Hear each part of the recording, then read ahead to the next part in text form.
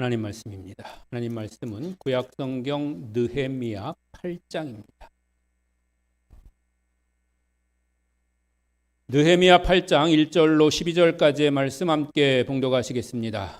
이스라엘 자손이 자기들의 성읍에 거주하였더니 일곱째 달에 이르러 모든 백성이 일제히 수문 앞 광장에 모여 학사 에스라에게 여호와께서 이스라엘에게 명령하신 모세의 율법책을 가져오기를 청하매 일곱째 달 초하루에 제사장 에스라가 율법책을 가지고 회중 앞 곧 남자나 여자나 알아들을 만한 모든 사람 앞에 이르러 수문 앞 광장에서 새벽부터 정오까지 남자나 여자나 알아들을 만한 모든 사람 앞에서 읽음에 뭇 백성이 그 율법책에 귀를 기울였는데 그때 학사 에스라가 특별히 지은 나무 강단에 서고 그의 곁 오른쪽에 선 자는 mat기디아와 스마아와 아나냐와 우리야와 힐가야와 마아세아요 그의 왼쪽에 선 자는 부다야와 미사엘과 말기야와 하숨과 하스바다나와 스가랴와 무슬람이라.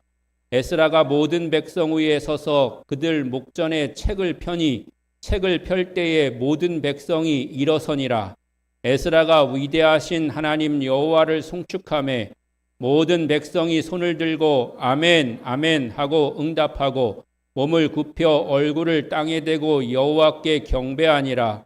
예수아와 바니와 세레베아와 야민과 악굽과 사부대와 호디야와 마아세야와 그다와 아사랴와 요사밧과 하난과 블라야와 예위 사람들은 백성이 제자리에 서 있는 동안 그들에게 율법을 깨닫게 하였는데 하나님의 율법책을 낭독하고 그 뜻을 해석하여 백성에게 그 낭독하는 것을 다 깨닫게 하니 백성이 율법의 말씀을 듣고 다 우는지라.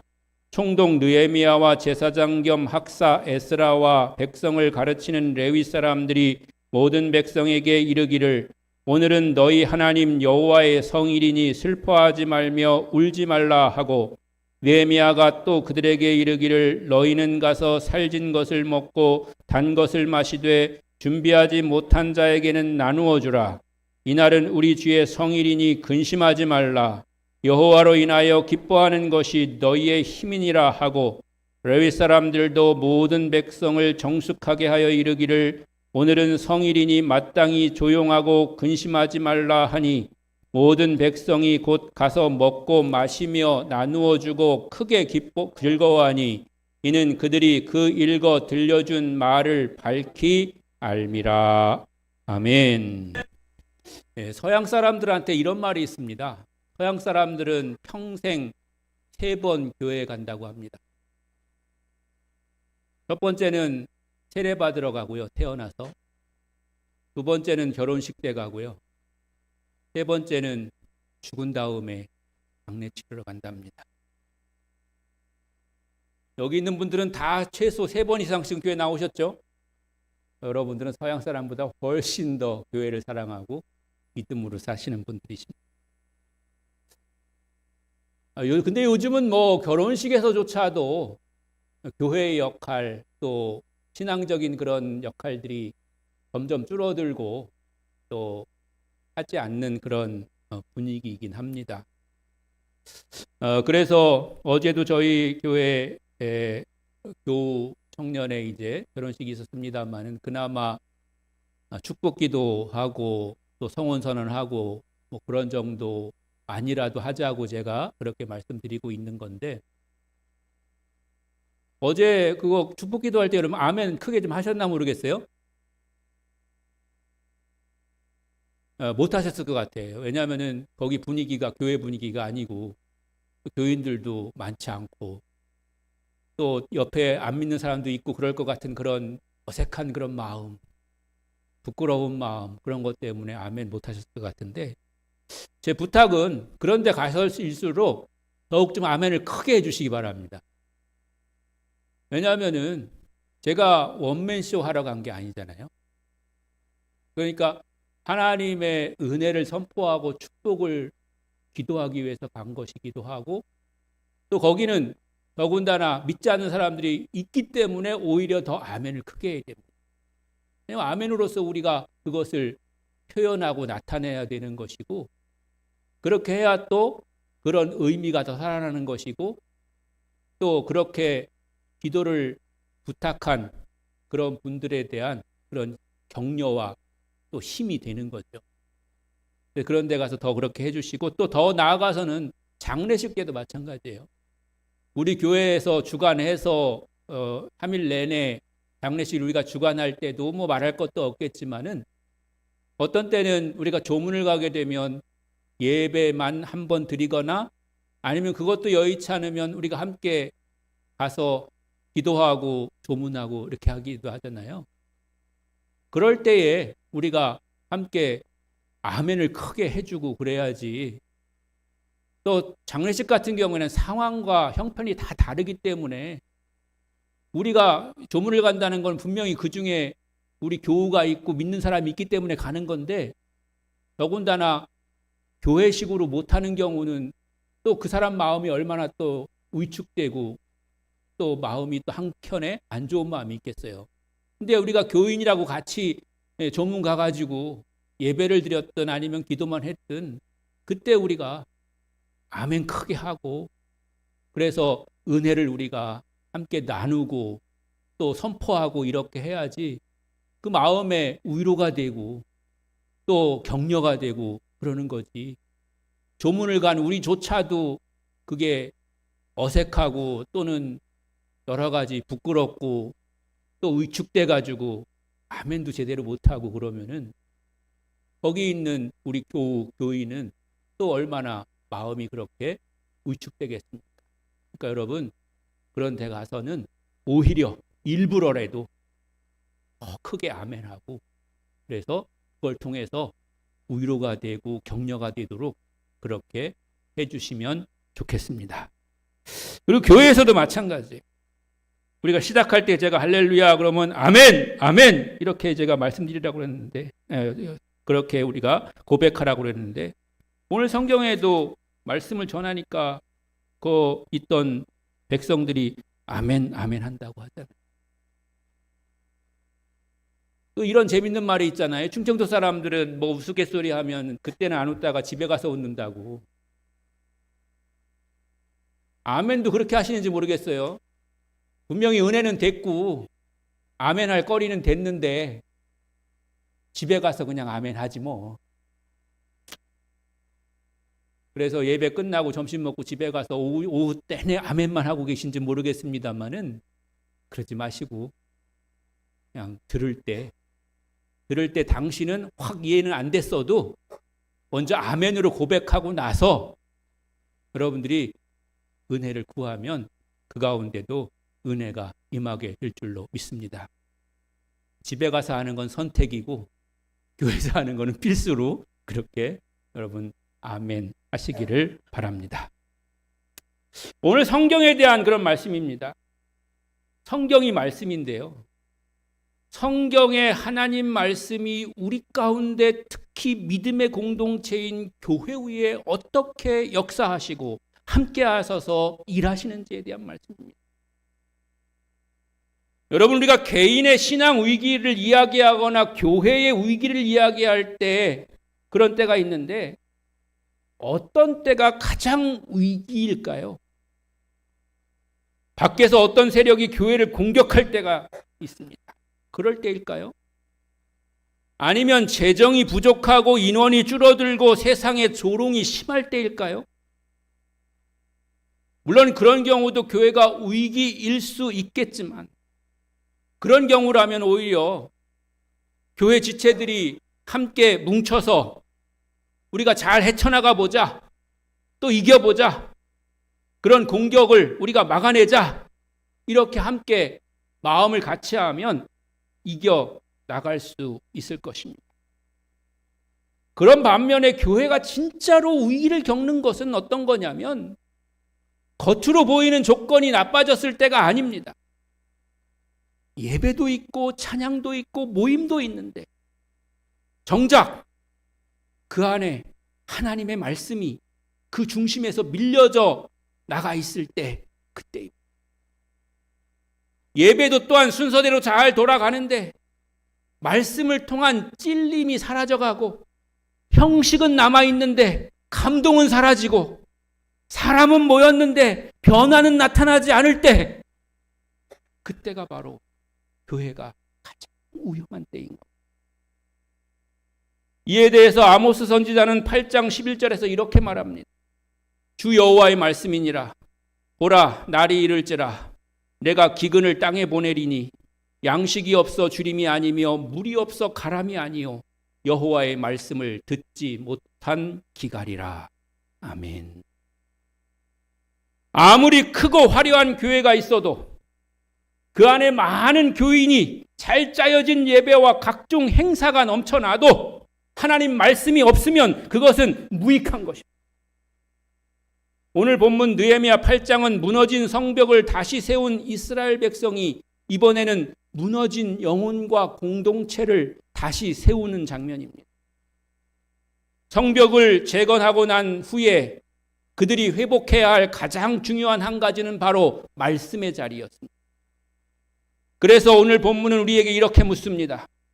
우리는 정말 말씀 중심의 교회인가? 우리는 정말 말씀 앞에 서 있는가? 말씀을 듣고 이해하고 순종하는 공동체인가? 현실의 상황을 보면 정말 말씀 안에서 은혜 받고 구원받은 교인이라면 있을 수 없는 일들이 교회 안에서 많이 일어나는 것을 우리가 경험하게 됩니다. 오늘 이 시간 성령께서 우리 각 사람에게 은혜를 주셔서 말씀이 다시 중심으로 돌아오는 은혜, 그 말씀 앞에서 우리의 눈물과 기쁨이 다시 회복되는 은혜가 여러분과 가정과 교회에 나타나시기를 바랍니다. 먼저 1절 말씀을 다시 읽어보겠습니다. 이스라엘 자손이 자기들의 성읍에 거주하였더니 7째 달에 이르러 모든 백성이 일제히 숨은 앞 광장에 모여 학사 에스라에게 여호와께서 이스라엘에게 명하신 모세의 율법책을 가져오기를 청하매. 여기서 일제히라는 표현이 중요합니다. 히브리어 원문에서는 한 사람처럼이라는 뜻으로 사용됩니다. 한 사람처럼 마음과 방향이 하나가 되었다는 것. 그리고 더 중요한 사실 하나가 있습니다. 누가 율법책을 가져와 달라라고 말했습니까? 느헤미야가 명령한 것도 아니고 에스라가 나서서 요구한 것도 아닙니다. 본문은 분명히 말합니다. 백성이 에스라에게 율법책을 가져오기를 청하였다는 것입니다. 말씀의 회복, 공동체의 부흥은 항상 위에서 시켜서가 아니라 백성 안에서부터, 성도들의 마음 속에서부터 말씀을 향한 갈망이 일어날 때 시작되는 겁니다. 목사가 성도한테 성경 공부 좀 나와주세요. 예배 좀 참여해 주세요. 이렇게 사정하고 요구하는 게 아닙니다. 밥 먹고 오후 예배 좀 드리고 가세요. 수요 예배 좀 나오세요. 이렇게 외친다고 되는 것이 아닙니다. 스스로 말씀에 대한 갈망과 예배에 대한 사모함이 있어야 됩니다. 여러분, 이스라엘 백성들이 성벽을 재건하기까지 그들은 얼마나 많은 수고를 했겠습니까? 외부의 우협과 조롱, 내부의 갈등과 불평, 그런 가운데서도 밤낮으로 번갈아서 일을 해야 됐고 일만 하는 게 아니었습니다. 이방 외적들이 쳐들어올 걸 대비해서 한 손에는 무기를 들고 한 손에는 연장을 들고 일을 해야 되는 그런 엄청난 긴장 속에서 성벽을 지었습니다. 마침내 성벽이 완성되고 도시는 어느 정도 안정을 회복했습니다. 이제 사람들은 이렇게 말할 수 있었습니다. 아유, 이제 좀 쉬자. 이제 우리가 할 일은 다 했다. 할 만큼 했잖아. 이렇게 말할 수 있는 거죠. 그러나 그들은 성벽이 완성된 바로 그때 가장 중요한 필요를 깨달았습니다. 우리에게 정말 필요했던 것은 튼튼한 성벽도 있지만 하나님의 말씀이었구나. 우리 삶도 그렇습니다. 우리는 종종 이렇게 생각합니다. 조금만 더 안정되면, 경제 상황이 조금만 나아지면, 자녀 문제가 조금만 해결되면 그때부터 말씀 더 붙들겠습니다. 그때부터 예배 잘 참석하겠습니다. 그때부터 더 헌신하겠습니다. 그러나 실제로는 어떻습니까?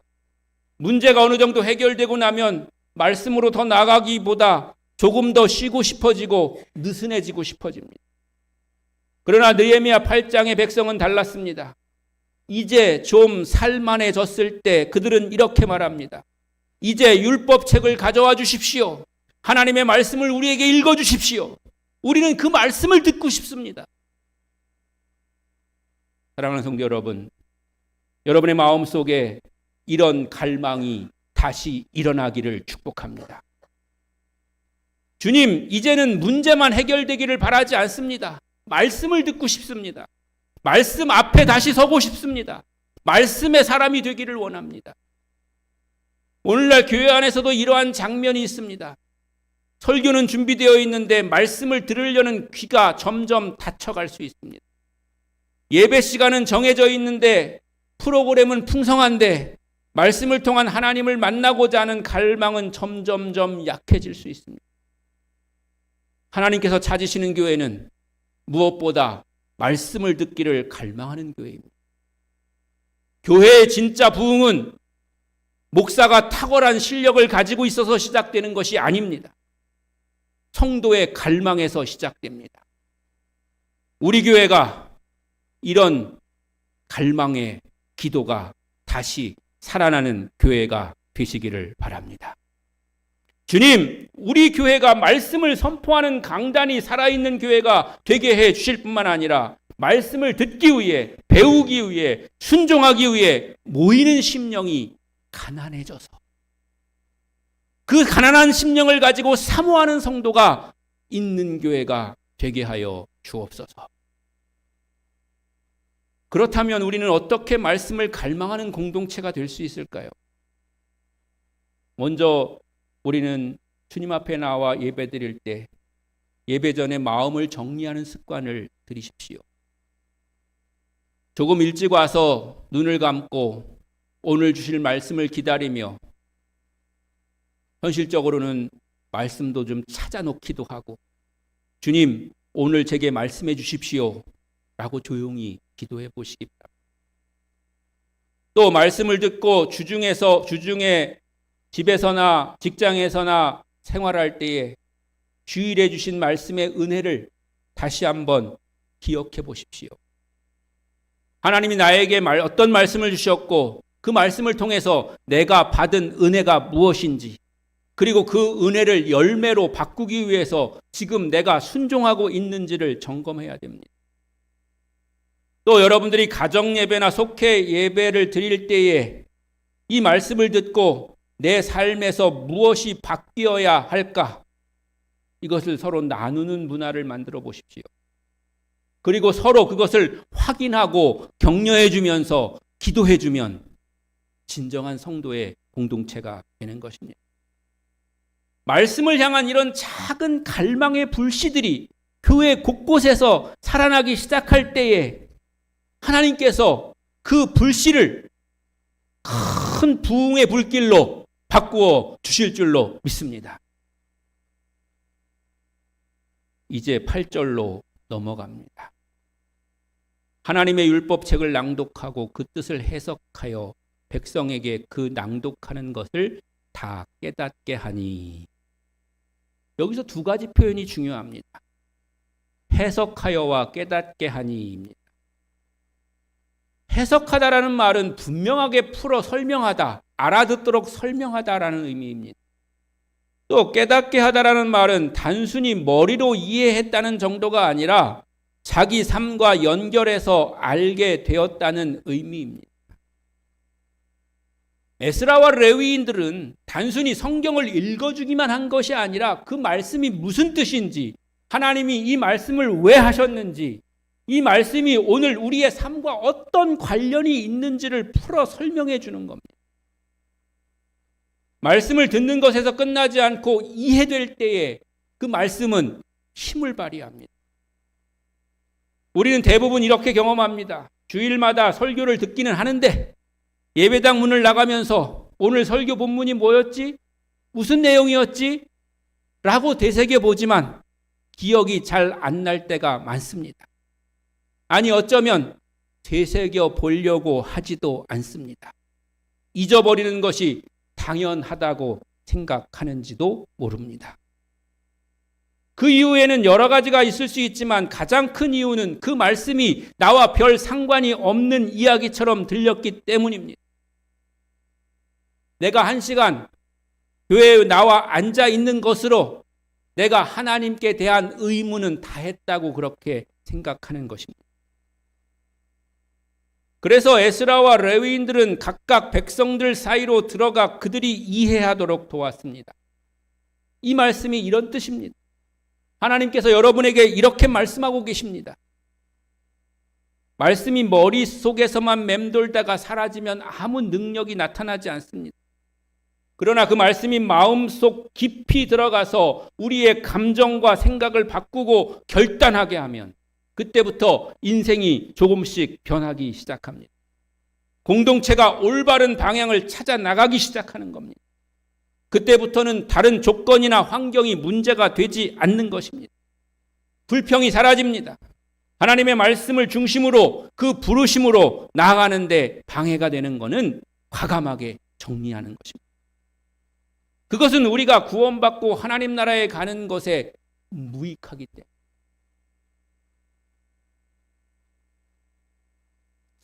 두 구절 성경 말씀을 한번 같이 읽어보겠습니다. 디도서 3장 9절입니다. 시작. 그러나 어리석은 변론과 족보 이야기와 분쟁과 율법에 대한 다툼은 피하라. 이것은 무익한 것이요 헛된 것이니라. 또 빌립보서 3장 7절로 9절입니다. 그러나 무엇이든지 내게 유익하던 것을 내가 그리스도를 위하여 다 해로 여길 뿐더러 또한 모든 것을 해로 여김은 내 주 그리스도 예수를 아는 지식이 가장 고상하기 때문이라. 내가 그를 위하여 모든 것을 잃어버리고 배설물로 여김은 그리스도를 얻고 그 안에서 발견되려 함이니 내가 가진 의는 율법에서 난 것이 아니요 오직 그리스도를 믿음으로 말미암은 것이니 곧 믿음으로 하나님께로부터 난 의라. 아멘. 우리가 가지고 있는 자랑거리 아니면 우리의 신앙의 연조 아니면 때로는 여러분이 가지고 있는 직분 그게 하나님께로 나아가는 데 방해가 될 수가 있습니다. 나는 그동안 이만큼 했고 내 직분의 위치가 이렇다고 우리가 자랑하며 그 안에 갇혀 하나님의 말씀을 들으려고 하지 않고 하나님의 말씀을 깨달으려고 하지 않고 하나님의 말씀대로 살려고 하지 않는 것.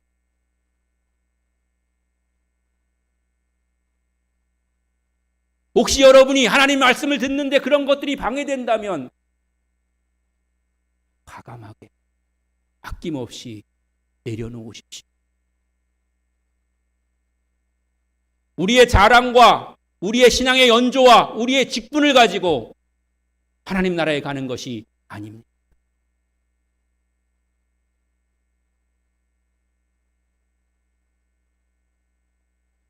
이제 9절과 10절을 함께 보시겠습니다. 백성이 율법의 말씀을 듣고 다 우는지라. 총독 느헤미야와 제사장 겸 학사 에스라와 백성을 가르치는 레위 사람들이 모든 백성에게 이르기를 오늘은 너희 하나님 여호와의 성일이니 슬퍼하지 말며 울지 말라 하고.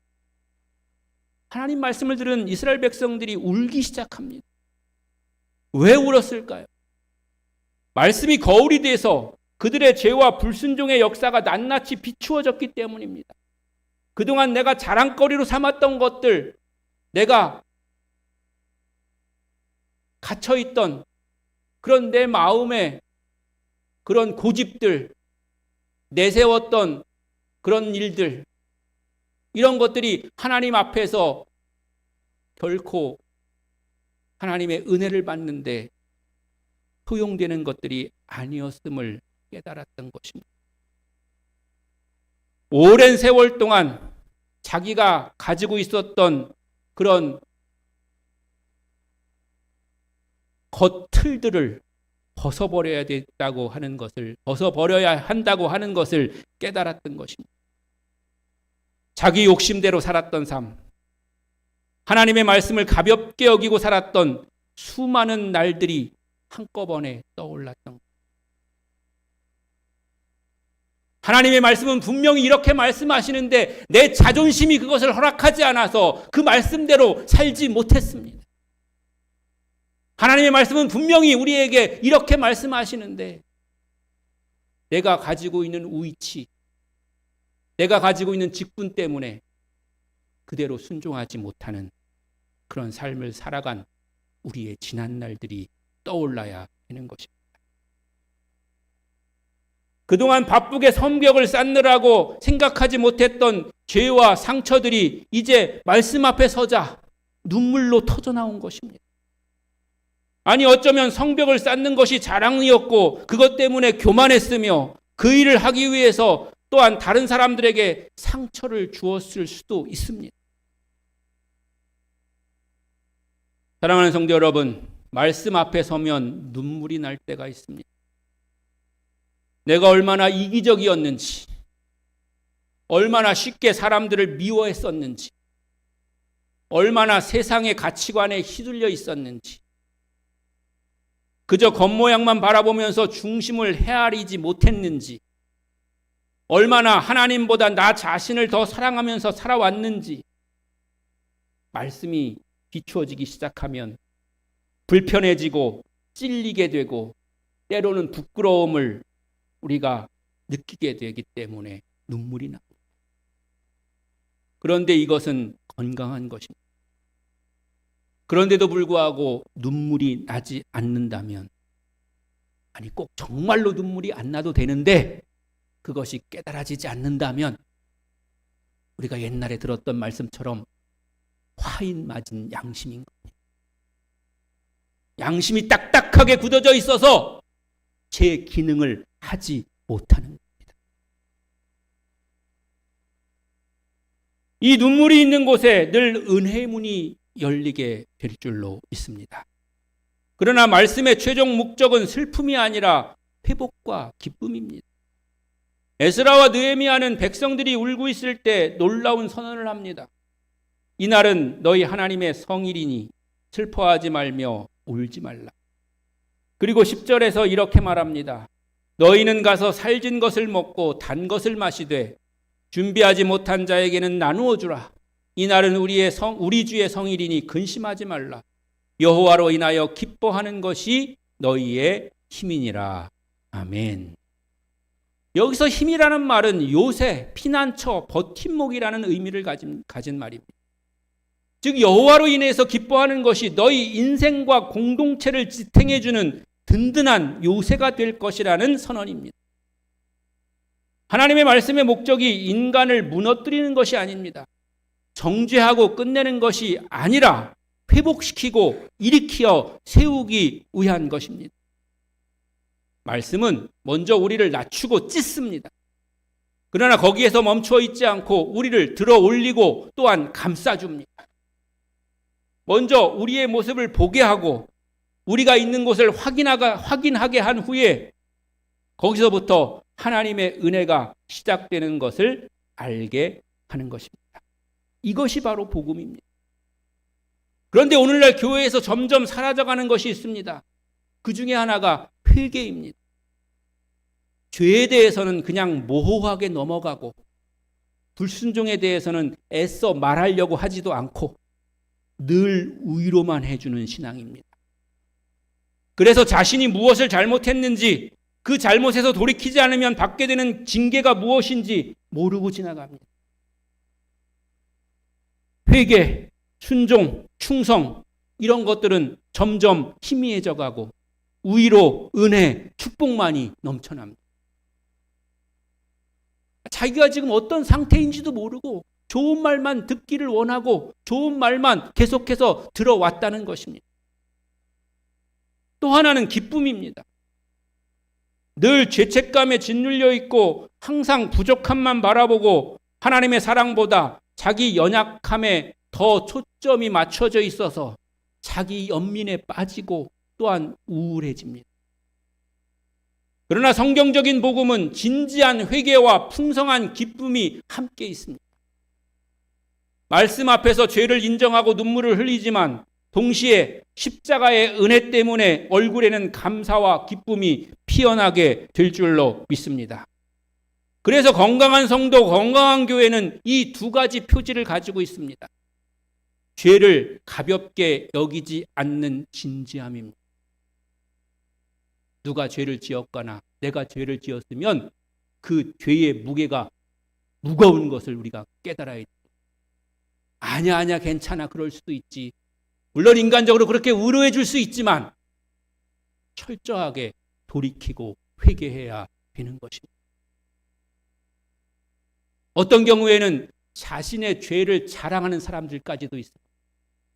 교회의 분위기가 그렇게 되는 거죠. 이렇게 내가 담대하게 했다고, 아니면 남자답게 그렇게 했다고, 그렇게 자랑하는 경우도 생기게 되는 것이죠. 그렇게 하면 안 되는 것입니다. 그러면 거기 그 공동체는 죄에 대해서 아주 무감각한 그런 공동체가 되고 죄가 자연스러운 현상이 되어버리는 것입니다. 그러나 그럼에도 불구하고 그 얼굴에는 지워지지 않는 복음의 기쁨이 있어야 됩니다. 오히려 내가 그런 죄악 가운데 있었지만 회개하고 주님을 만났을 때에 얻게 되는 그런 복음의 기쁨이 더욱더 충만하기 때문에 그 기쁨은 2배가 되고 3배가 되고 10배가 되고 100배가 되고 더 큰 기쁨을 누리게 되는 줄로 믿습니다. 느헤미야 8장에서 백성들은 눈물에서 기쁨으로 옮겨갑니다. 울던 그날이 나눔과 잔치의 날로 바뀌었습니다. 울다가 웃으면 엉덩이에 소나무가 나는 것이 아니라 하나님의 참된 은혜와 평강을 누리게 되는 것입니다. 여러분이 그렇게 되시기를 축원합니다. 10절과 12절을 다시 보면 그들은 단지 혼자 기뻐하고 끝나지 않았습니다. 살진 것을 먹고 단 것을 마시되 준비하지 못한 자에게 나누어 주라. 모든 백성이 곧 가서 먹고 마시며 나누어 주고 크게 즐거워하니 이는 그들이 그 읽어 들려준 말을 밝히 알미라. 말씀을 깨닫게 되었을 때 그들은 먹고 마시고 나누고 함께 즐거워했습니다. 여기서 중요한 점은 나누었다는 것입니다. 참된 말씀의 은혜를 반드시 받은 사람은 반드시 나눔으로 나타납니다. 은혜 받은 사람은 자연스럽게 이렇게 질문하게 됩니다. 이 기쁨을 누구하고 좀 나눌까? 내가 받은 이 사랑을 누구에게 좀 흘려보내줄까? 내 주변에 연약한 지체는 누구일까? 힘들어하는 사람 누가 있을까? 잘난 사람끼리 만나서 교제하는 게 아니고 힘들어하는 사람, 그 사람을 좀 돌아보고 찾아보려고 하는 그런 마음을 갖게 되는 거죠. 어떤 때 성도들 중에 좋은 일 생겼다고 목사한테 밥 사준다는 사람이 가끔 있습니다. 평소에 제가 물론 기도는 했겠지만 그 사람이 잘 되는데 제가 뭐 그렇게 크게 공헌한 게 하나도 없습니다. 지가 열심히 잘해서 된 거죠. 그런데 목사한테 밥 사준다. 기쁨과 좋은 일이 생기니까 가까이 있는 또 귀한 사람들이 생각이 나는 거죠. 기쁨이 있는 사람은 늘 누구와 그 기쁨을 나눌까? 이런 거를 생각하게 되는 것입니다. 이렇게 말씀이 중심이 되면 공동체의 분위기가 바뀝니다. 서로를 평가하고 비교하고 판단하던 공동체가 서로를 세워주고 채워주는 공동체로 바뀌는 겁니다. 내 몫만 챙기던 사람들이 준비하지 못한 사람들을 돌아보게 되는 것입니다. 교회 안에서 경제적으로, 정서적으로, 영적으로 준비되지 못한 연약한 지체들을 돌아보게 되는 것입니다. 오늘 우리 교회 안에서도 이런 변화가 일어나기를 소망합니다. 사랑하는 성도 여러분, 오늘 느헤미야 8장은 우리에게 분명하게 보여줍니다. 성벽이 세워진 뒤에 하나님께서 회복시키신 가장 중요한 한 가지는 바로 말씀의 자리. 겉으로 보기에는 교회가 잘 돌아갈 수 있습니다. 건물도 있고 비전센터도 있고 제도도 있고 프로그램도 있고 사람의 숫자도 많을 수 있습니다. 그러나 그 모든 한가운데 하나님의 말씀이 서 있지 않으면 교회는 결국 껍데기만 남게 되는 것입니다. 오늘 하나님께서 우리 각 사람과 우리 공동체를 향해서 이렇게 초대하고 계십니다. 다시 말씀 앞으로 나오라. 다시 귀와 마음을 내 말씀 앞에 열어라. 다시 회개하되 거기서 멈추지 말고 복음의 기쁨으로 나오라. 여호와를 인하여 기뻐하는 것이 너의 힘이니라. 오늘 예배를 마치고 돌아가실 때 이 한 문장을 마음에 새기시기 바랍니다. 다시 말씀의 중심에 서면 나도, 우리 가정도, 우리 교회도 살아나게 될 줄로 믿습니다. 그리고 이렇게 기도하십시오. 주님, 다시 말씀 앞으로 나가겠습니다. 다시 말씀을 사모하는 마음을 주옵소서. 다시 말씀을 이해하고 순종할 수 있는 부드러운 마음을 주옵소서. 여호와로 인하여 기뻐하는 것이 나의 힘이 되게 하옵소서. 또한 그것이 우리 교회의 힘이 되게 하옵소서. 그렇게 말씀 앞으로 돌아오는 우리 모든 성도들과 우리 교회 공동체 위에 주님의 크신 회복과 기쁨과 부흥이 충만하게 임하게 되기를 주님의 이름으로 다시 한번 간절히 축원합니다.